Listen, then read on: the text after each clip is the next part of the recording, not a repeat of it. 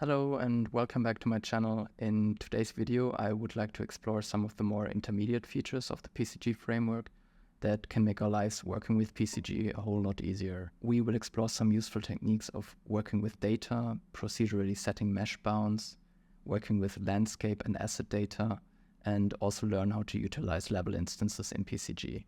Because in the end, we are all lazy and we want to utilize PCG's procedural capabilities as much as possible, while still being able to art direct certain areas or keeping fine control over certain details. So if you're completely new to the PCG framework, maybe go back to one of my earlier videos where you will get a more in-depth overview from a beginner's perspective. With that being said, let's jump right in and explore these 8 techniques that I wanted to show you here. The first technique that I wanted to show you is how you can use blueprint structures in your PCG graphs to create your own data structures that can hold static meshes and other metadata like scaling information or weight information to facilitate your life in PCG basically. In this graph here, for example, I have a parameter called meshes that holds all of the tree assets together with the weights that I then want to display on the static mesh spawner. Usually you would create a static mesh spawner and you would input your surface sampler and maybe some transform points and all that kind of logic. And you would then have to set up each mesh that you want to show in the static mesh spawner here under mesh entries, right? And this can get quite annoying because it's a long list of properties, and what if you want to change the meshes later on and maybe you have some other dependencies that depend on the same mesh, then you maybe need to change it in 2 places, etc., etc. So the advantage of using a parameter directly on the graph is that you can reference this parameter from anywhere in the graph and it will update as soon as you change something here. And not only can we define the static meshes here, but we can also set the weights that will then change dynamically in the graph and decide how often your mesh is shown compared to the other mesh. And later on we can also add some other metadata like scaling information or really whatever we want. So let me show you how we can set this up. In our content browser we need to create a new structure asset. And let's call this one mesh data tutorial and then open that up. Then as the first member of this new structure, I would like to set a static mesh, and then call this entry mesh. Then let's add another variable and make it a float and call this weight. For the default values, let's make sure to put weight on 1 to make our life down the line easier. And if you want, you can also set a default mesh here. Save the structure and let's return to the PCG graph. Let's also actually start from scratch with the PCG graph. So I'm creating a new graph asset, call it PCG utilize blueprint struct. And then I'm going to connect it here to my PCG volume.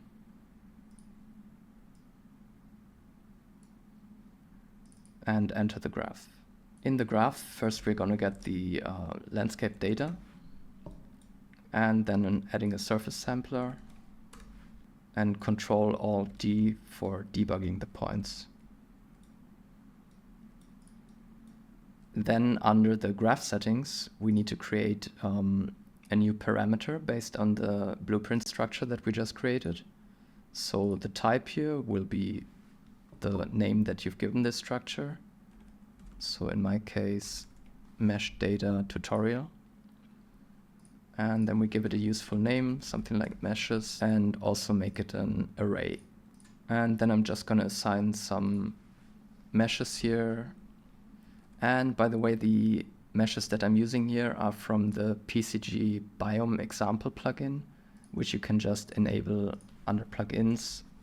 If you type biome and enable these two and restart Unreal Engine, then you also will have access to these meshes.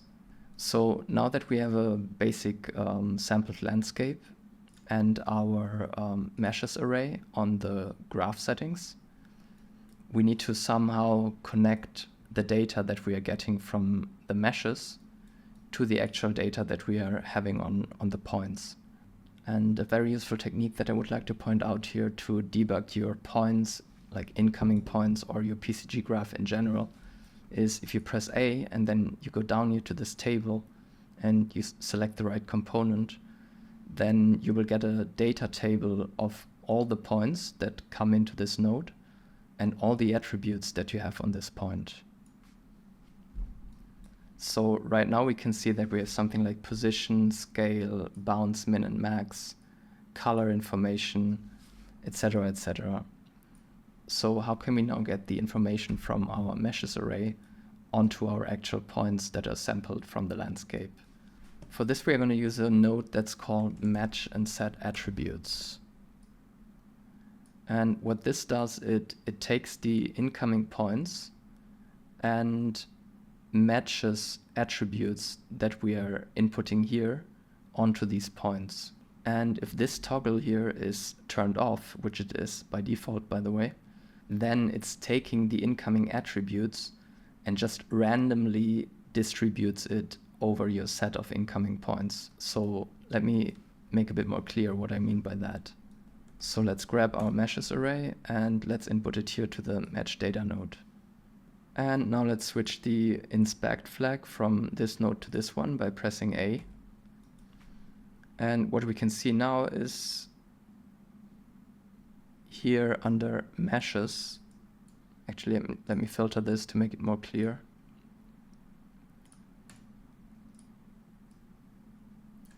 Here under meshes, you will see a random distribution of either spruce or tree across all the points. So that's what match and set attributes does in this case.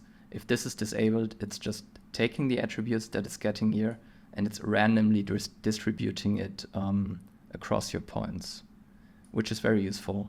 So now that we're having actual mesh information, or that we're having an actual mesh attribute on all of our points, we can just put a static mesh spawner and we can connect this to our points. Right now we don't see anything happening yet, and that's because the mesh selector type on the static mesh spawner is set to the wrong mode. We need to change it from this mode to PCG mesh selector by attribute, and then we need to give it the actual attribute, which in our case is mesh. So now we can see our meshes are correctly arriving in the scene.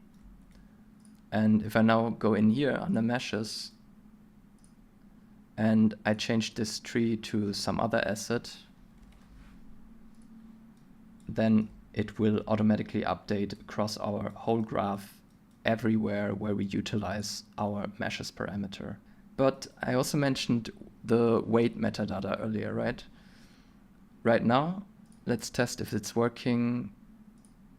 Let's try to change some weights. So if I change this to 10, then technically the spruce would need to show up 10 times more often than the cactus, right? But it's currently not working yet. So in order for this to work, we need to go onto the match and set attributes node, and we need to select this toggle here, which is called match weight attribute. And we need to set it to the actual attribute that we are inputting, which was also called weight on our blueprint structure. So if we do this, then we immediately see that now our spruce tree here is occurring 10 times more often than the cactus. So it's working. And like I said before, this setup is super useful. You can put all kinds of metadata on your blueprint structure, and for example, in the next example, we will also use it to apply a scale, min and max to our meshes, but I can see all sorts of use cases for this, for data that is stored on the blueprint together with the meshes. This next technique is one of my absolute favorites. It will allow us to create dynamic mesh bounds from the mesh that we're inputting in our mesh array, and then use it for self-pruning or for other stuff in our PCG graph. It requires a few steps for setting it up correctly, but once we've done this, we can reuse this subgraph that we will be creating from scratch in all of our projects. Let me visualize better what I mean. Let's actually decrease the number of points by increasing the looseness, So if I deactivate this node here, you see that it's just showing the default bounds, and this will lead to problems later on when we do self-pruning, because the PCG system doesn't actually know how big each mesh is, since it's calculating pruning and differences based on the mesh bounds.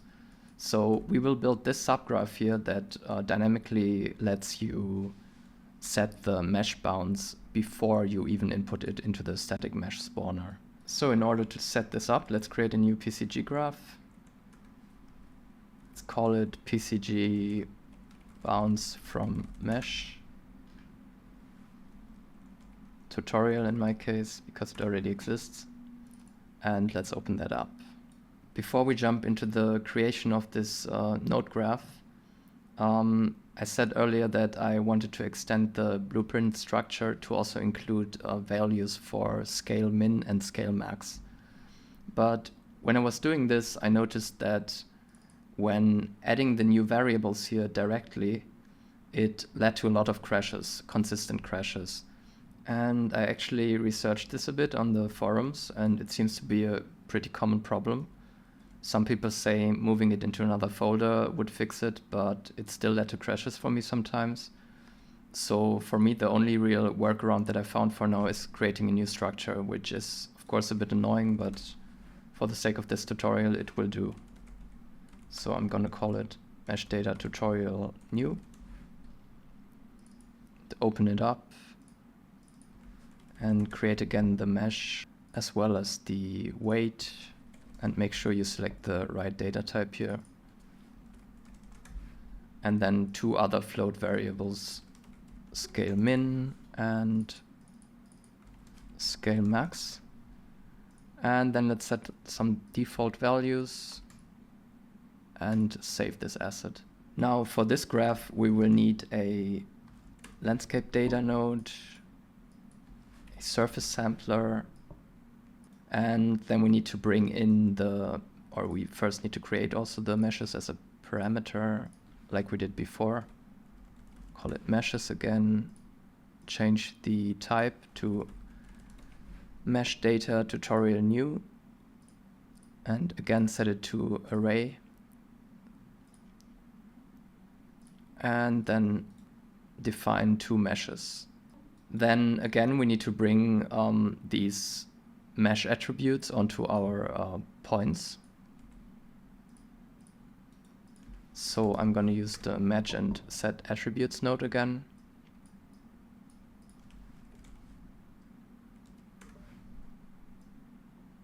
Get meshes. And let's verify that this worked. Yeah. Once this has been done, we need to utilize a node that's called attribute partition. And what this is doing is it's taking in all the points, and based on an attribute that we are defining here, it's partitioning the incoming stream into substreams. So for us, we will do it based on the mesh attribute. And if we then inspect this with A, we will see that we have two different streams here. The first stream is just the rocks, all the rocks that got randomly assigned to a subset of points here. And the other stream, actually this was the second one, and the first one is the spruce. But you can see that you have these two streams here that are dependent on the amount of array elements you define here, of course. So if I define another array element here, and let's say the cactus, then we will have 3 streams here after the partition, because the partition node will find 3 distinct values for the mesh attribute. Once this has been done, we need to create a subgraph. So I'm going to create a new PCG graph, call it PCG bounds from mesh, and apply data. then let's already drag it in here. And we will see two options here. We can either just add it as a normal subgraph node, or we can add it as a loop node. And in our case here, we will need to utilize the loop node. So let's select that.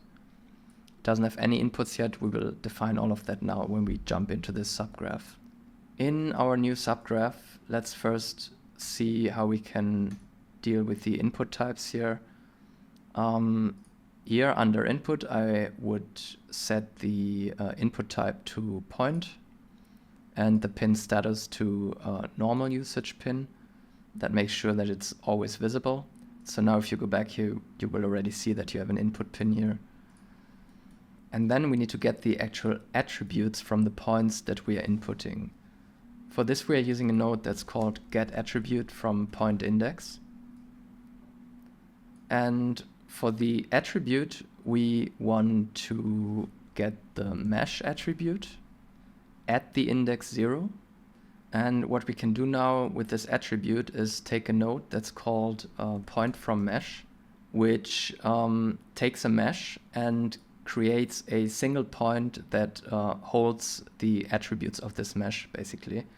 And then we can read attributes like bounce, min, and max from this sample point that contains our mesh. But in order for this to work, we need to actually override the static mesh attribute on this node.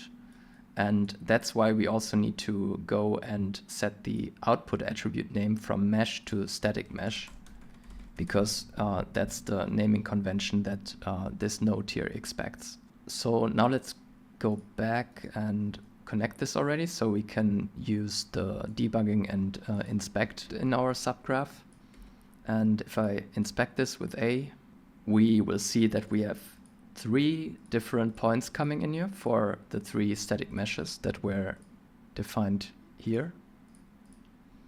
And all of these points contain useful data for us, but for now we are only concerned with bounce min and bounce max. So now what we can do is we can get the attribute from the point index, and here we want to get the bounce min and also output it to bounce min.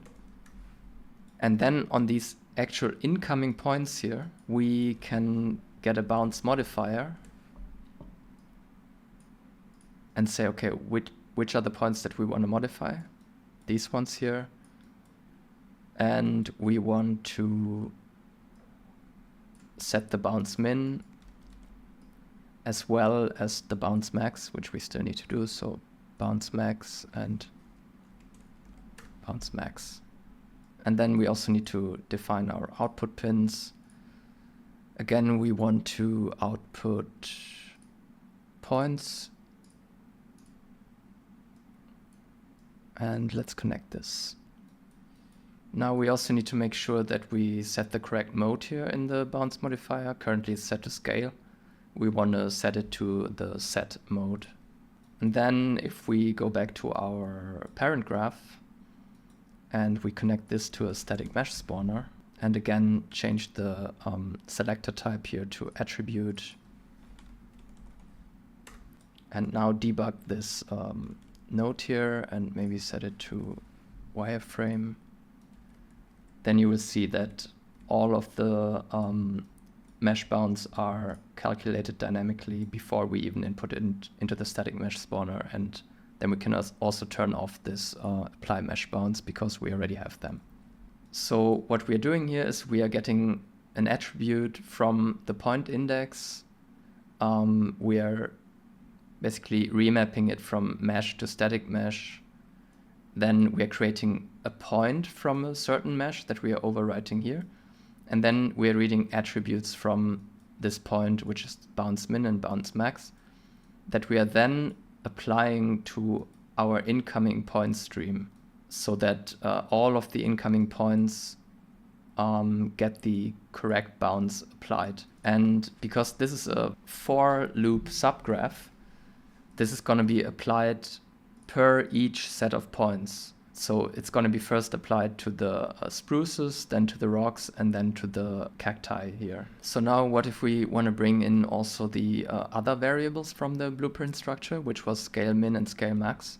For this, I would just copy this get attribute from point index and change everything to the right variable. Also output the same. And then same for the scale max. All right, and now let's also change up some values here to make it a bit easier to understand what's going on here. So maybe this has a scale between 0.5 and 1, 1 and 2, and 1 and 3, for example. Now let's inspect this here, and as you can see, for the first input stream, we are getting a scale min of 1, 1 again, 0.5 for the scale min values. And for the scale max, we're getting 2, 3, and 1. So how do we get this data from these nodes here back into our initial point data stream? And since it's scale data, we can just utilize the transform node for this. Transform points, hook it in here, and then expand this little arrow here. And then you will find scale min and scale max here, which we can just connect like so. And you will see that it's already working. Now let's also make sure that the weight attribute is working like we did before. So just put the right attribute here. And let's see if that works by changing some weights. 5, 10. So you see that you can use a subgraph like this to apply all sorts of data from your data array to the actual point stream, and it's really, really useful for bigger graphs when you want to manage your data in one spot and you want it to propagate through the whole PCG graph. But let's actually also take care about the self-pruning. So if you just connect a self-pruning node right now here after this bounce from mesh and apply data, let's do this, then you will see, why is it still intersecting here? Why did we do all this work and we still have some intersections? In this case, we need to understand that we still have these separate streams here. So the self-pruning node would only work on the same type of asset. So it would just make sure that the cacti are not intersecting, that the rocks are not intersecting with each other, and that the spruces are not intersecting with each other. But it doesn't care about intersections between different asset types because it doesn't have access to the points that are separated on other streams, right? So for this, there's a useful node that's called merge points, which merges back in all the separate data streams into one stream. So if we add it here now, then we will see that all the cross intersections and overlaps are properly fixed. And this will work no matter what scale you're in, like no matter what values you're inputting here. This is all dynamic and all adjusting based on what you're inputting here into your meshes parameter. The next technique is about sampling landscape data. So PCG has access to information about the landscape material layer and can use it to sample this data and put different assets on different landscape layers. So if I go in here now and I paint some more grass in these areas, then everything will dynamically adjust. Keep in mind that this is like a simple version of what can now be done in a way more complex way and with way more control also with the PCG biomes plugin. But still, I think it's a very useful technique that I wanted to show you here, and I'm gonna have another video about the PCG biome plugin later on.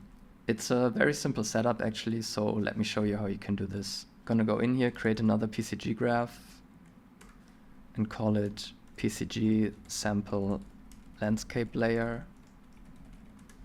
and then put it on the component. Now, in order for this to work, you need to set up your landscape materials in a certain way, and I just did it here with a very simple example. You need to create the landscape layer blend node, and then here under layers, you need to define the layers that you want to actually have on your landscape. In this case, I created layer base, layer rock, and layer grass. And then you change your material here to use material attributes. You just connect it here. And then with the set material attributes, define a base color on each slot here and just set some basic colors. Back in PCG, we're gonna again get the landscape data and a surface sampler. And then we're gonna inspect this surface sampler. And we're gonna scroll to the right, where we will see that we already have these 3 layers that we defined before with different values per each point. And now we can easily use this information to do different stuff with it in our PCG graph. For this, we're going to use a attribute filter node, set the attribute to base in this case, use a constant threshold, and set the threshold value to something like 0.5. Now let's debug this. And as you can see, you're already only receiving the points that have their landscape material value larger than 0.5. Let's do the same for the other layers. This one was called grass, and another one for rock. Sometimes you need to adjust the values to make it work.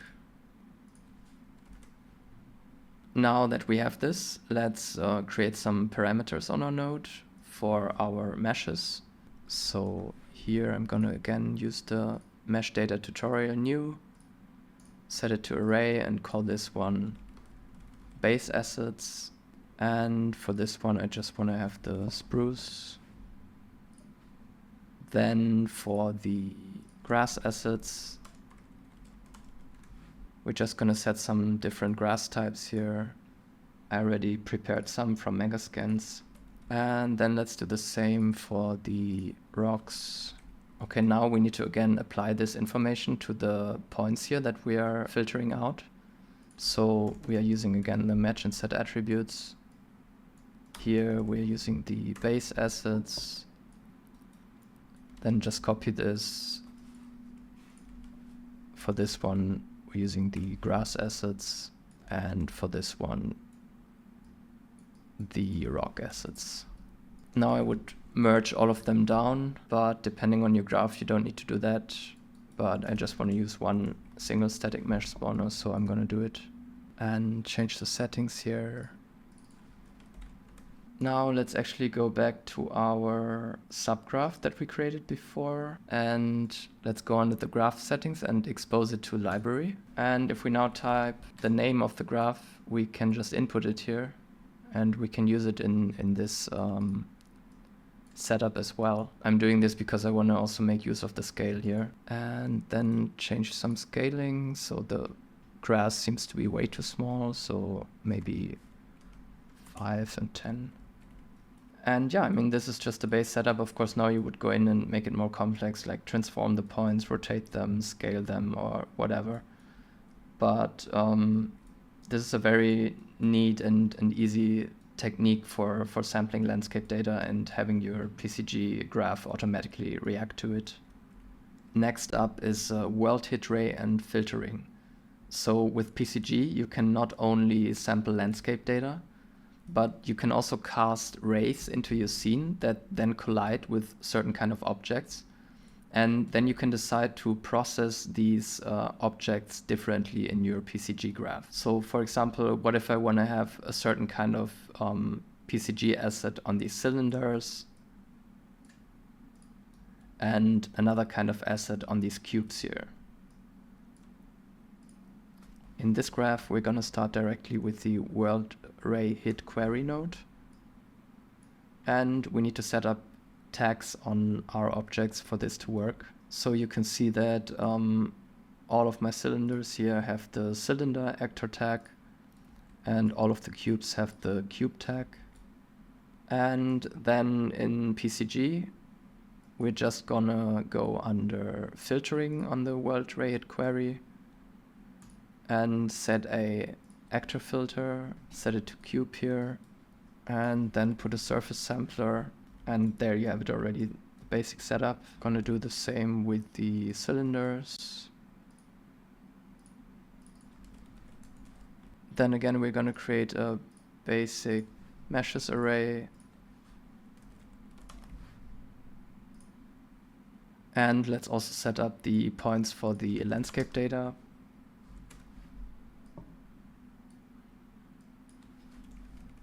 We're then gonna get our meshes array and get an attribute filter. And this time we're gonna filter by the index attribute and use a fixed index, the type of int, and set it to equal. And then we're gonna use a copy attribute node on our filtered points and copy the filtered out attribute back to our points, basically. We want to copy all attributes also. Let's see what we got here. Now, if we go to the right, we should see all of the spruce meshes here. Yeah, that's correct. So let's repeat this for all the other parts of the graph here. And this time we want to get index number 1, which is the tree here, and then index number 2 for the last one. Now we could merge it back into one stream and put a static mesh spawner, and let's see how that looks. All right, and now if you create another cylinder, it's not automatically working. It needs a force regen for whatever reason. Changing the landscape data here was automatically updating. This one is not automatically updating. But anyway, it's working correctly. So you see that you can use this technique to dynamically populate your level based on certain parameters, or if you say you want to put some specific asset on another kind of asset, you can do this procedurally, and you have the full power of the PCG framework. You can do whatever you want after you filter out these streams, like transform it further, filter it further, and it's really, really powerful. As usual, thanks for watching. I hope you learned something new, and if you enjoy this kind of content, please give me a like and a subscribe, and I'll see you in part 2.